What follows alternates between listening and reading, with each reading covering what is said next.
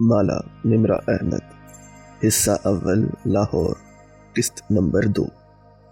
कहते हैं औलाद होती है खंजर की तरह, वो ना चाहते हुए भी मासूमियत और सादगी से काट डालती है। फिर भी हम इसको थामे रखते हैं, भले खून टप टप गिरने लगे। और कहते हैं माँ होती है सूरज की तरह, भले कितना गर्म हो और तुमसे कितना दूर हो, तुम इसकी रोशनी में बैठ सकते हो, इसकी किरणों को छू सकते हो और वो तुम्हें कभी नहीं जलाएगा। नामालूम। तारीख थी 5 अप्रैल, शहर था इस्लामाबाद का और वक्त था सुबह 11 बजे का। होटल स्वीट की ऊंची खिड़की से धूप शन के माहिर फरीद के चेहरे पे पड़ रही थी। वो आंखें बंद किए खड़ा मोतिये और लेवेंडर की खुशबू को सांस के जरिए अंदर उतार रहा था। माहिर। पीछे सोफे पे बैठे मैनेजर मालिक ने पुकारा। इंतकाम के सफर पे निकलने वाले को चाहिए कि वो 2 कब्रें खोद ले, एक दुश्मन की और एक खुद अपनी। ये कन्फ्यूशस ने कहा था, और जानते हो इसे क्या चीज कब्र तक ले गई थी? अपने बेटों की मौत का गम। वो आंखें बंद किए कह रहा था, सर्द सी सरगोशी में, मौत से बड़ा कोई गम नहीं है मालिक। तभी डोरबेल बजी। माहिर फरीद इसी तरह आंखें बंद किए खड़ा रहा। मालिक कदरे चौंक के उठा और दरवाजे की तरफ बढ़ा। दरवाजे के पार कैफ जमाल रकम का पैकेट लिए खड़ा था। मालिक ने सर से पैर तक इसे देखा और फिर मुड़ के माहिर को। वो हनूज इसी तरह खड़ा था। इसे आने दो, मुझे मालूम था ये वापस आएगा। वो मुड़े बिना बोला। मालिक ने इस लड़के को घूरते हुए रास्ता छोड़ दिया। मैं ये नहीं कर सकता। कैफ सोफे तक आया और पैकेट मेज पे रख दिया। इसके चेहरे पे शदीद इस्तराब था। माहिर फरीद बिलाखिर इसकी तरफ घूमा। इसके तासुरात स्पाट थे, हाथ पैंट की जेबों में थे। क्या रकम कम है? सादगी से सवाल किया, जो कैफ जमाल को पत्थर की तरह लगा। आपको लगता है आप हर इंसान को पैसे से खरीद सकते हैं? क्यों, क्या मैंने 3 मिनट पहले तुम्हें नहीं खरीदा? वो सोफे के पीछे से निकल के कैफ के सामने आ खड़ा हुआ, फिर मालिक की तरफ गर्दन मोड़ी। हमने अपने मेहमान को चाय कहवा नहीं पूछा। कहवा नहीं, कॉफी। मालिक ने खंखारते हुए इसे नजरों में तादीबी इशारा किया। मैं कॉफी पीने वापस नहीं आया, मैं इस सवाल का जवाब लेने आया हूं जो आपने मुझे नहीं दिया। कैफ ने नागवारी से सामने खड़े वजीह और दराज कद आदमी को देखा। आप ये काम मुझसे क्यों करवाना चाहते हैं? आप किसी को भी खरीद सकते थे। इसने ये क्यों दूसरी दफा पूछा था। माहिर फरीद के लबों पे मुस्कुराहट बिखर गई। इसने एक नजर मालिक को देखा। इसे बता दें क्यों? माहिर। मालिक ने सफेद उबरू उठा के तंबीह की। माहिर और कैफ आमने सामने घड़ी की 6 और 12 की सुइयों की तरह खड़े थे और मालिक एक तरफ 9 की सुई बना बैठा था। मैंने तुम्हारा इंतखाब इसलिए किया क्योंकि मुझे तुम्हारा नाम पसंद आया था। बाकी जितने लोगों की प्रोफाइल्स मुझे मालिक ने दिखाई थी, इनके नाम बोरिंग थे। नाम के अलावा तुम्हारे अंदर कोई काबिल तवज्जो शय नहीं थी। वो मुस्कुरा के बोला। मालिक ने जैसे रिलैक्स होके सांस लिया। इसके तने आसाब ढीले पड़ गए। एक लम्हे को इसे लगा था माहिर फरीद इस नौजवान को असल बात बताने जा रहा है, लेकिन खैर। अब तुम बताओ कैफ जमाल कि तुम्हारी वापसी की असल वजह क्या है? तुम सिर्फ ये सवाल पूछने नहीं आए। कहते हैं ये एक लम्हा होता है जो इंसान की किस्मत बदलता है। एक लम्हे में कोई ताल्लुक टूट जाता है। एक लम्हे की बेध्यानी एक्सीडेंट करवा देती है। एक लम्हा किसी को किसी की मोहब्बत में मुब्तला कर देता है। वो एक लम्हा अगर इंसान पकड़ ले तो वो अपनी तकदीर बदल सकता है, और कैफ जमाल ने इस वक्त इस एक लम्हे को पकड़ लिया था। मालिक का माहिर को मना करना और फिर माहिर फरीद का आगे से बात बना देना। भले कैफ जमाल एक नाकाम इंसान था और वो माहिर फरीद और इस सफ़ेद बालों वाले जैसा शातिर नहीं था, लेकिन वो ज़हीन था, और इस एक लम्हे ने कैफ जमाल को बता दिया था कि कोई वजह थी जिसके बायस ये अमीर साइकोपैथ कैफ जमाल से मदद लेने में मजबूर था। वो ये काम किसी और से नहीं करवा सकता था और माहिर फरीद को इसकी ज़रूरत थी। इसके जहन में छाया इस बरतानवी बिजनेसमैन का सारा रोब और खौफ चुटकी में हवा हो गया। मैं चंद बातें क्लियर करने आया हूँ। अब कि वो बोला तो इसकी आवाज़ बेखौफ और गर्दन उठी हुई थी। चंद बातें? ओके। पहली बात, माहिर ने यह तब्दीली महसूस की थी। इसने पैंट की जेब से हाथ निकाला और उंगली पे गिनने लगा। इसके अंदाज में तमस्सुर था। पहली बात यह कि भले मैं इस काम के लिए राजी हूँ, लेकिन मेरी भी एक बहन है। वही बहन जिसके शौहर के तुमने पैसे देने हैं। आगे चलो। कैफ ने जब्त से सांस अंदर खींची। जो पैसे मैं आपसे ले रहा हूँ ये मेरी किसी लग्जरी पर नहीं लगेंगे। मैं इनसे अपने कर्जे उतारूंगा और नई जिंदगी शुरू करूंगा। अलबत्ता मैं इस मासूम लड़के के साथ ना कुछ बुरा करूंगा ना होने दूंगा। इसका गार्ड बनने और इस पर नज़र रखने की हद तक ठीक है, लेकिन अगर मुझे ये मालूम हुआ कि आप इसको नुकसान पहुंचाना चाहते हैं तो मैं ऐसा होने नहीं दूंगा। और दूसरी बात, माहिर फरीद को जैसे कोई फ़र्क नहीं पड़ा था। दूसरी बात ये कि आपने मेरे ईमान की बहुत कम कीमत लगाई है। माहिर फरीद ने हाथ गिरा दिया और मुस्कुरा के मालिक को देखा। मैं कह रहा था ना, इसे मजीद रकम चाहिए। मालिक भी हल्का सा मुस्कुराया और शाने उचका दिए।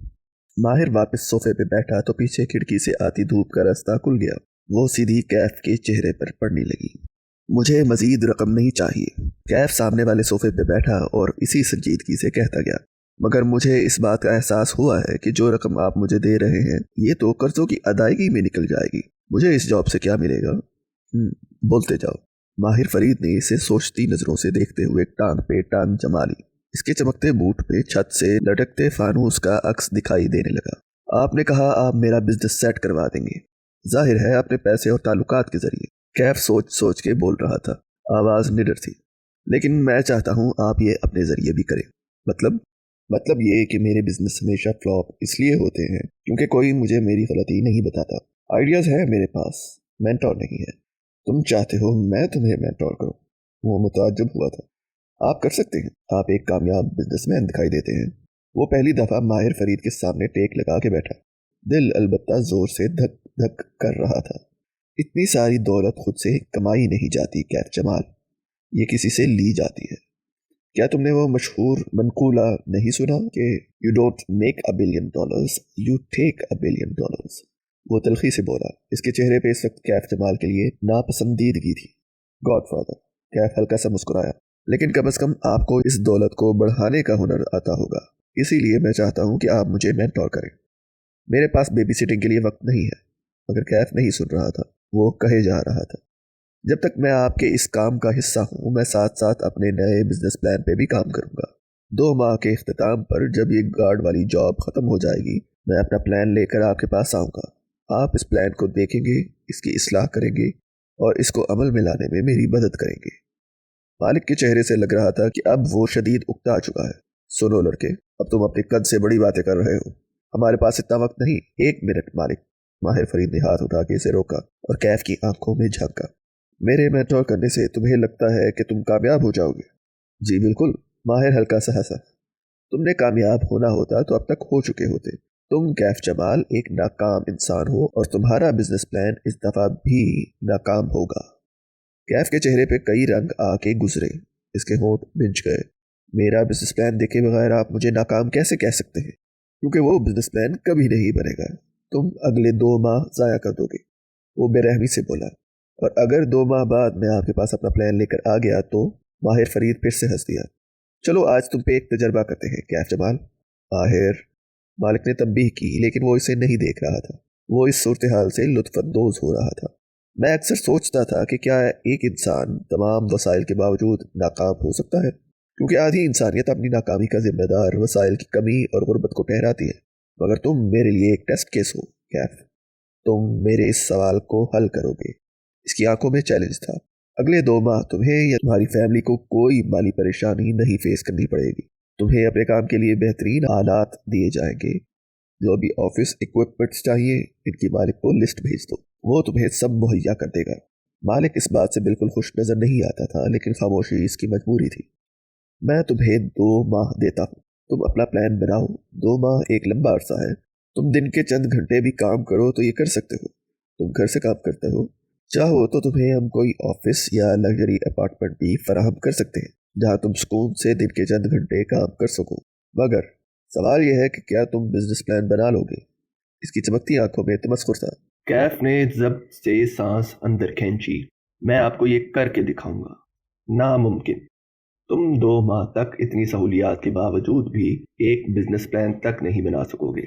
मालिक और मैं तुम्हारे जाने के बाद इस बात पे शर्त लगाएंगे, क्योंकि तुम एक सुस्त इंसान हो। तुमने कामयाब होना होता तो अब तक हो चुके होते। मैं आपसे मुख्तलिफ हूँ माहिर फरीद साहब, आप एक नार्सिसिस्ट हैं। अब के कैफ जमाल बोला तो इसका लहजा सपाट था। آپ کے لیے اپنی اونچی کرسی پر بیٹھ کے بے روزگار نوجوانوں کی ناکامی کا مذاق اڑانا بہت آسان ہے۔ آپ سونے کا چمچ منہ میں لیے بڑے ہوئے ہیں۔ آپ اپنی محنت سے یہاں نہیں پہنچے۔ آپ پریویلیجڈ ہیں۔ آپ کے والد نے آپ کے لیے ایک بہت بڑی بزنس ایمپائر چھوڑی ہے جسے آپ خوبصورت لڑکیوں کا پیچھا کرنے میں ضائع کر رہے ہیں۔ تمہارے پاس 2 ماہ ہیں۔ اسے کیف جمال کے الفاظ سے فرق نہیں پڑا تھا، اسی محظوظ انداز میں بولا، مگر میں جانتا ہوں کہ تم 2 ماہ بعد بھی کوئی پلان لے کر نہیں آؤ گے، اور پھر میں ہر بزنس ڈنر پہ، ہر سیمینار پہ تمہارا قصہ سنایا کروں گا کہ کیسے انسان ہر شے کے باوجود ناکام ہو سکتا ہے۔ ماہر فرید اٹھ کھڑا ہوا اور ہاتھ مصافحے کے لیے بڑھایا۔ کیف نے ایک نظر اس کے ہاتھ کو دیکھا۔ وہ لمبی انگلیوں والا خوبصورت ہاتھ تھا۔ ایسے ہاتھ مجسمہ سازوں یا پیانو بجانے والوں کے ہوتے ہیں۔ کیف نے اس سے ہاتھ ملا لیا۔ میں آپ کو غلط ثابت کر کے دکھاؤں گا۔ کیف نے ہاتھ ملا کے چھوڑ دیا، پھر وہ رکا، کھنکھارا۔ اب اسے ایک مشکل سوال پوچھنا تھا۔ اگر کسی وجہ سے میں 2 ماہ سے پہلے اس جاب کو مزید نبھانے سے انکار کر دوں، اگر میں اس سب کو ختم کرنا چاہوں تو کیا آپ مجھے دی گئی رقم واپس لیں گے اور اپنی مدد کھینچ لیں گے؟ وہ نتائج جاننا چاہتا تھا۔ ماہر فرید کی مسکراہٹ غائب ہوئی۔ وہ 3-4 قدم آگے آیا، یہاں تک کہ وہ کیف جمال کے عین مقابل آ کھڑا ہوا۔ اس کی چبھتی نظریں کیف کے وجود کے اندر تک گڑ گئی۔ تم نے کبھی سنا ہے ایسے شخص کے بارے میں جو کسی دن اچانک سے غائب ہو جاتا ہے؟ وہ اپنے اپارٹمنٹ سے نکلتا ہے اور پھر واپس نہیں آتا۔ اس کے اپارٹمنٹ کے سامنے ڈیری سروس والے دودھ کی بوتلیں رکھ جاتے ہیں۔ بینک لیٹرز اور اخبار سے اس کا میل باکس بھرنے لگتا ہے، مگر کسی کو خبر نہیں ہوتی کہ وہ اپنے اپارٹمنٹ میں نہیں ہے، حتیٰ کہ دودھ خراب ہو کے بدبو دینے لگے۔ تب پولیس بلائی جاتی ہے اور اپارٹمنٹ کا لاک توڑا جاتا ہے، مگر جب تک بدبو نہ آئے کوئی اس لاپتہ شخص کی پرواہ نہیں کرتا۔ تم کیف جمال اس جاب کو اپنی مرضی سے ختم نہیں کر سکتے۔ یہ جاب تب ختم ہوگی جب میں کہوں گا، اور جب تک میں نہیں کہوں گا تمہارے اپارٹمنٹ سے بدبو بھی نہیں اٹھے گی۔ اب یہ پیکٹ اٹھاؤ اور جاؤ جا کے نئے جوتے خریدو۔ کیف کا چند منٹ پہلے بحال ہوا اعتماد ایسے بکھر گیا جیسے ہوا سے سوکھے پتے بکھر جاتے ہیں۔ اس نے اس بات میں سر ہلا دیا۔ پیسے، مینٹرشپ، اپنے بزنس کا کامیاب ہو جانا، یہ سب اس کی ضروریات تھیں، لیکن اس لمحے اسے احساس ہوا کہ ان ضروریات کو پورا کرنے کے لیے اس نے خود کو ایک غلط آدمی کے ساتھ سودے میں پھنسا دیا ہے۔ مزید کچھ پوچھنا ہے تو ابھی پوچھ لو۔ ماہر فرید نے کرائی پر بندھی گھڑی دیکھی۔ میری لندن کی فلائٹ ہے، مجھے واپس جانا ہے، زیادہ وقت نہیں ہے میرے پاس۔ کیف جمال نے کچھ کہنے کے لیے لب کھولے، اسی وقت روم کا دروازہ کھٹکا۔ ایسے نہیں جیسے بیل بجاتے ہیں، بلکہ ایسے جیسے کوئی جوتے سے 2-3 دفعہ ٹھوکر مارتا ہے۔ ماہر فرید نے کیف سے نظر ہٹائی اور مالک کو دیکھ کر ابرو سے دروازہ کھولنے کا اشارہ کیا، مگر مالک نے اپنی جگہ بیٹھے بیٹھے محض کندھے اچکا دیے۔ اس کے پاس کارڈ ہے، خود کھول لے گا۔ کیف ابھی تک بے بس مگر چپتی ہوئی نظروں سے ماہر فرید کو دیکھ رہا تھا۔ اس کی آخری بات کا اثر ابھی زائل نہیں ہوا تھا۔ چند لمحے بعد کارڈ سوائپ ہونے کی بیپ بجی، پھر دروازہ کھلنے کی آواز آئی۔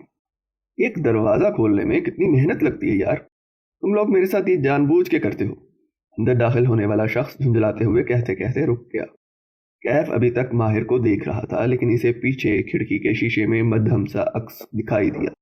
وہ ایک نوجوان تھا جس کے ہاتھ میں پکڑی پیپر ٹرے میں کافی کے ڈسپوزیبل کپ نظر آ رہے تھے۔ کیف جمال کو دیکھ کے نوارد نے نظریں جھکائیں، کپ گنے 1 2 3، پھر چہرہ اوپر اٹھا کے کمرے میں موجود افراد کی گنتی کی۔ اب کہ وہ بولا تو آواز میں معذرت تھی۔ مجھے نہیں معلوم تھا کہ یہاں ہم 4 لوگ ہوں گے۔ کیف جمال نے ماہر فرید سے نظریں ہٹائیں اور گردن موڑ کے اس شخص کی طرف دیکھا۔ کیف کو خود نہیں معلوم تھا کہ اس روز ہوٹل سویٹ میں 3 نہیں 4 ہوں گے۔ مبین منزل پہ موسم بہار اس سال اداس سا اترا تھا۔ بوگنویلیا کے درخت اپنے خوش رنگ پتوں کے باوجود مرجھائے ہوئے لگتے تھے۔ جب سے مالا کو ماں کے بھولنے کی بیماری کا علم ہوا تھا، اسے لگتا تھا کہ وہ ایک سرسبز باغ میں کھڑی ہے جس کو پانی لگانے والا یہاں کا راستہ بھول گیا ہے، اور اب وہ لہلہاتے درختوں کو دیکھ کے سوچ رہی ہے کہ کیا ان کو کوئی پانی لگائے گا یا یہ آہستہ آہستہ مرجھاتے جائیں گے۔ عصر باسی ہو چکی تھی اور شام کسی بھی پل دم توڑنے کو تیار تھی۔ مالا ہینڈز فری لگائے فون اونچا اٹھائے لان میں بیٹھی تھی۔ اسکرین پہ نظر آتی ماہی کمزور لگ رہی تھی، آنکھوں تلے ہلکے بجھا ہوا چہرہ، وہ تکیوں کے سہارے بیڈ پہ نیم دراز تھی۔ کیا کہا ڈاکٹر نے؟ تھوڑی سی سپاٹنگ ہوئی ہے مگر بیبی ٹھیک ہے۔ ماہی اداس لگ رہی تھی۔ مجھے مکمل بیڈ ریسٹ کا کہہ دیا گیا ہے۔ ویسے بھی ٹیسٹ ٹیوب بیبی ہے، رسکی پریگننسی ہے۔ ماہی تمہیں مکمل بیڈ ریسٹ کرنا ہے اب، اوکے؟ وہ فکر مندی سے اپنی چھوٹی بہن کو دیکھ رہی تھی۔ مالا میں پاکستان نہیں آ سکوں گی، مجھے سختی سے منع کیا گیا ہے سفر سے۔ اس کی آنکھوں میں آنسو تھے۔ شادی کے 5 سال میں ماہی کے 2 مس کیریج ہو چکے تھے، اس لیے اس کی یہ پریگننسی بہت ہائی رسک تھی۔ یار میں نے تمہیں پاکستان آنے کے لیے تب کہا تھا جب مجھے تمہاری کنڈیشن کا پتہ نہیں تھا، اور پھر تم یہاں آ کے کیا کر لو گی؟ ماں ذرا سا بھولتی ہی ہیں، ہم مینج کر لیں گے، لیکن اگر بیبی کو کچھ ہوا تو ماں سے زیادہ دکھی کوئی نہیں ہوگا۔ ماں نے 5 سال بیبی کے لیے دعائیں مانگی ہیں، عمرہ، حج، تہجد، نفل، بیبی کو کچھ نہیں ہونا چاہیے۔ اور پھر ہم آئیں گے نا کینیڈا؟ وہ نم آنکھوں سے مسکرا دی۔ ہاں پلیز تم لوگ آ جاؤ۔ اس کی آنکھوں میں امید جاگی۔ وہ مزید بات کرتی لیکن درمیان میں غیر شناسا نمبر سے واٹس ایپ پہ میسج ریسیو ہوا تو وہ چونک گئی۔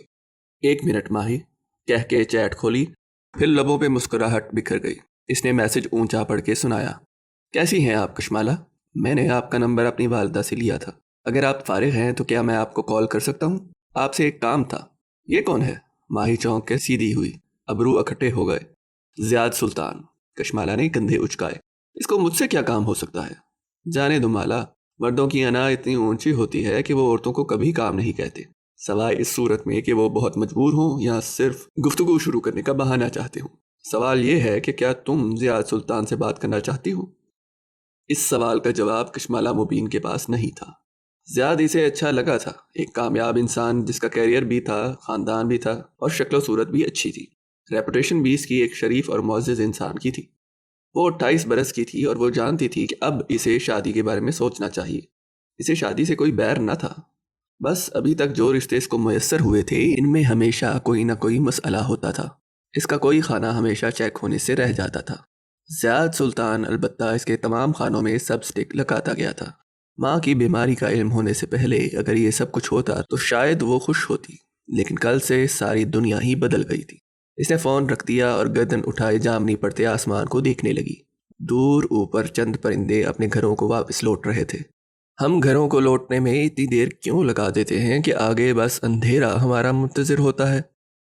موہت دوپہر میں گھر آیا تو مالا نے اس کو سامنے بٹھا کے ساری بات بتائی۔ موہت کچھ دیر سوچتا رہا، پھر اس نے سر ہلا دیا۔ زیادہ سے زیادہ الزائمر ہوگا، ہم اس کو دواؤں سے مینج کر سکتے ہیں، اور آج تو ماں بالکل ٹھیک ہے، شاید وقت ہی ہو۔ موہت ہمیشہ گلاس کو آدھا بھرا ہوا دیکھا کرتا تھا۔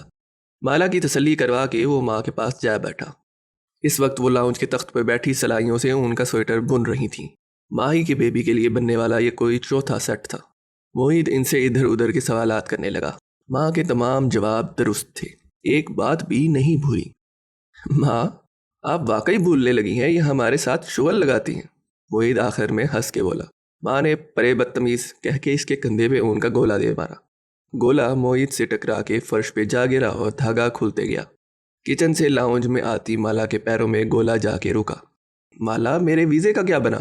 وہ مالا سے اپنے ویزے کا پوچھنے لگی۔ ماہی کا 4تھا مہینہ چل رہا تھا اور ماں کا ارادہ تھا کہ اس کی ڈیلیوری کے وقت ماں ماہی کے پاس جائیں گی۔ وہ کیسے اکیلی یہ وقت گزارے گی؟ ویزا جلد آ جائے گا ماں۔ وہ جھک کے گولا اٹھاتے ہوئے کھڑی ہوئی اور دھاگا لپیٹنے لگی۔ اس نے ویزا تب اپلائی کیا تھا جب وہ ایک ریسٹورانٹ کی کامیاب مینیجر تھی۔ تب اس کا ارادہ تھا کہ ماں کے ساتھ کینیڈا جا کے چند دن رہ کے آ جائے گی اور ماں مہینوں وہیں رہیں گی، مگر اب حالات مختلف تھے۔ اب وہ اس باغ کو نہیں چھوڑ سکتی تھی کیونکہ کوئی اس کو پانی لگانے والا نہ تھا۔ مالا آر یو شور؟ ماں بھولنے لگی ہیں، یہ بالکل نارمل ہے یار۔ کچن میں آؤ، مالا نے اسے گھور کے انگریزی میں کہا۔ وہ اس کے پیچھے چلتا آیا اور کچن آئی لینڈ کی ٹاپ پہ بیٹھ گیا۔ ساتھ رکھی ٹوکری سے ایک سیب نکال کے اس کی بائٹ لی۔ میں کہہ رہی ہوں ماں ٹھیک نہیں ہے موہت، تو وہ ٹھیک نہیں ہے۔ یہ دیکھو، وہ انگریزی میں کہتی فریزر کا دروازہ کھول کے دکھانے لگی کہ ماں کو اسپوکن انگلش سمجھ نہیں آتی تھی۔ ماں کا فریزر کبھی اتنا خالی نہیں ہوا، ہمیشہ فروزن آئٹم، کباب، کوفتے وغیرہ بنا کے رکھتی تھیں۔ پورے گھر کی صفائی، پودوں کی کانٹ چھانٹ سب خود کرواتی تھی۔ تم سارا دن ہاسپٹل ہوتے ہو، تم وہ نہیں دیکھ سکتے جو میں دیکھ رہی ہوں۔ ہمارا گھر کبھی اتنا بے ترتیب نہیں ہوا۔ تو یار بخت بی کو کھینچو نا، اسے سیب کی بائٹ لیتے ہوئے اپنی طرف سے حل بتایا۔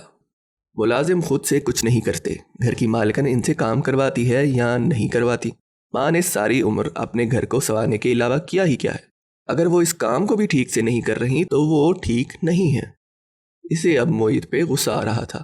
ان بھائیوں کو آرام سے بات سمجھ میں کیوں نہیں آتی؟ اچھا بابا، میں ایک نیورولوجسٹ سے اپوائنٹمنٹ لیتا ہوں، وہ کراچی گئے ہوئے ہیں، سوموار تک آ جائیں گے، ہم منگل کو انہیں دکھا دیں گے۔ منگل میں 6 دن ہے معید۔ مالا ریلیکس، میں کسی عام نیورولوجسٹ کو نہیں دکھا سکتا، ورنہ اس طرح تو میرے سینئرز بھی بہت ہیں، انگریزی بولتے ہیں میرے سامنے تاکہ مجھے سمجھ نہ آئے بڑے۔ وہ لاؤنج میں بیٹھی سلائیاں چلاتے ہوئے ان کی آوازیں سن رہی تھیں۔ تب ہی بخت بھی باہر سے کچن میں داخل ہوئی تو معید نے انہیں روک لیا۔